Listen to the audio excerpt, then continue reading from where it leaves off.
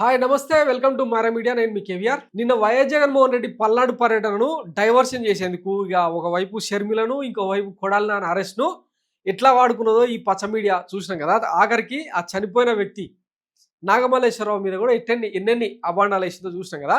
సరే ఇవన్నీ పక్కన పెడితే నిన్న అన్నిటికంటే హైలైట్ ఏంటంటే కొడాలి నాని ఆయన నిన్న కోల్కతా శ్రీలంకకు వెళ్తున్న తరుణంలో కొలంబోకు వెళ్తున్న తరుణంలో ఆంధ్ర ఎస్ఓటి అధికారులు ఆయనను అరెస్ట్ చేశారని చెప్పి ఒక వార్త లేచింది. ఇంకా దాన్ని జనరల్గానే మన తెలుగు మీడియా అన్నా మన పచ్చ మీడియా అన్నా ఉస్కో అంటే డిస్కో డ్యాన్స్ వేయడం కామన్ కదా. ఇంకా అరెస్ట్ అయిపోయిండు కొడాలి నానిని ఇంకా గుంజుకొస్తా ఉన్నారు కోల్కతా నుంచి అని చెప్పి ఇష్టారీతిన థంబ్నెయిల్స్ పెట్టుకొని వార్తలు వేసారనమాట. దీని మీద నిన్న పోలీసులు సీరియస్గా వార్నింగ్ ఇచ్చి కొంతమంది మీద కేసులు కూడా ఫైల్ చేశారు. అసలు కొడాలి నాని ఇంకా అరెస్ట్ చేయలేదు, ఎందుకు ఈ వార్తలన్నీ అని చెప్పి సీరియస్ అయ్యారు అనమాట.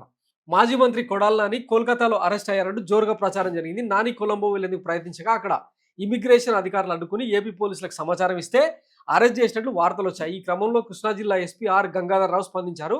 కొందరు కావాలనే తప్పుడు ప్రచారం చేస్తున్నారని వాళ్ళపై కఠిన చర్యలు తీసుకున్నామని హెచ్చరించారు. అలాగే టీడీపీ నేత ఫిర్యాదుతో గుడివాడ పోలీసులు కేసు నమోదు చేశారు.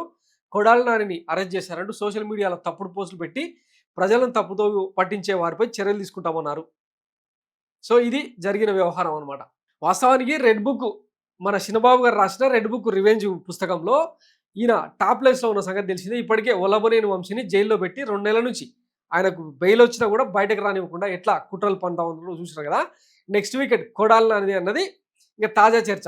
సరే దీని సంగతి పక్కన పెడితే రీసెంట్గా ఆయనకు ఆంధ్ర పోలీసులు లుకౌట్ నోటీసులు ఎల్ఓసి జారీ చేస్తే మరుసటి రోజు ఆయన ఒక పెళ్లిలో హాజరై అరే బాబు నేను హైదరాబాద్లోనే ఉన్నా, నాకు అసలు విదేశాలకు వెళ్ళి పారిపోయేదానికి పాస్పోర్టే లేదు, కావాలంటే వచ్చి అరెస్ట్ చేసుకోండి అని చెప్పి ఆయన బాజాప్తా చెప్పేసినా కానీ ఈ ఈ లాజిక్ మిస్ అయ్యి ఈ దిక్మాలంగా ఈ జర్నలిజం ఆట తయారైంది లేదు వేరే సంగతి. కానీ అంత పిల్లాటలాగా అయిపోయింది అన్నట్టు.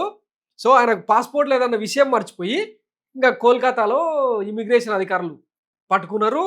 ఆంధ్ర పోలీసులు అందరూ పోయి ఇంకా అక్కడ నుంచి ఆయన గొర్ర గుంజుకొస్తున్నారని చెప్పి ఇంకా కథనాలు వండి వార్చినమాట.